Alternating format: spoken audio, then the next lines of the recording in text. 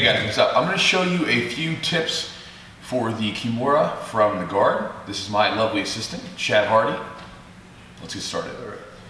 So the first thing that we need to do is we need to make sure that we get the person's hands on the mat. So obviously if you're a newer white belt, understand that your hands always need to be on the person and not on the mat when you're rolling with someone, especially inside their full guard. Now you can do this a number of different ways. You can arch your back, go out, again using your legs to pull in.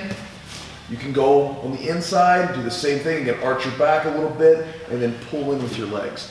When you arch your back, you make sort of a slope and it becomes very hard for them to dig in. Whereas up here, he can dig in, he can push really hard. As I arch my back, it becomes hard to really push down and it makes it easier for me to get the hands on the mat. Now let's talk about, once we actually get the hand on the mat, how to set this Kimura up.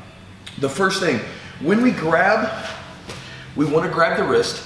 And when I'm grabbing the wrist, I'm focusing my grip right where the forearm meets the wrist, or the hand right here, so just the wrist. And so you take about 2-3 fingers and you focus just that, okay? So instead of, we don't want to grab up here on the meat of the forearm, we want to go right at the wrist. You can get a stronger grip and it's much harder for them to break, okay? So when I grab, or when I break the posture, and then I grab the wrist, I want to lock that arm out as well. And why this is important is if my arm's bent, it's pretty easy for him to simply roll his wrist and bring his hand back to where it needs to be. Whereas if I grab and I lock my arm out, Chad has to pull the arm way back and it makes it way more difficult for him to get that arm back. So keep the arm locked initially. Okay, so we're here. So we've gotten to slope, breaking the posture, pull the legs in, grab the wrist, and lock the arm out. Now, when we get ready to open our guard, we're gonna open up, we wanna make sure that we shift. Do not try to sit up straight. I see guys try to do this, and it's gonna be very easy for them to just simply drive you down. So once you lock the arm out, open the guard, hip escape just a little bit, and shift your weight to your hip and to your side. And now when I sit up, I'm sitting up to my elbow, not up to my butt. And here, what this does is this allows me to lean forward. So if he tries to really push into me, I can fight that a little bit, okay? Now let's go ahead and make the figure 4 lock. So I go behind the arm. When you go to lock the Kimura up, if you're a taller guy, a Kimura is gonna be a little bit of a tougher move for you. It can be done, but pay close attention to your elbows. Make sure that when you're gripping here, if your elbows are way out like this, bring them in and pinch the elbows a little bit tighter together. This will make it easier. Also, when you guys sit up, once you're getting ready, I'll just raise this up a little bit here. Once you get ready to go for that figure 4, remove your thumb and go to a thumbless grip. So we grab with the thumb initially to hold. When I go and actually secure the figure 4 lock, I'm gonna go thumbless. And the reason I do this is 1, this little monkey grip here is gonna be a little bit easier to hold for a longer time.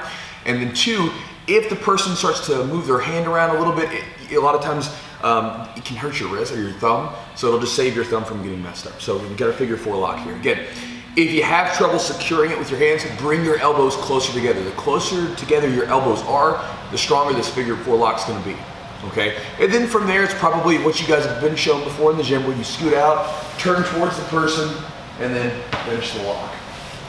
So let's look at it from a different angle just to kind of show you. The person's inside our full guard. We want to arch the back to make the slope. Break the posture by pulling in with the legs.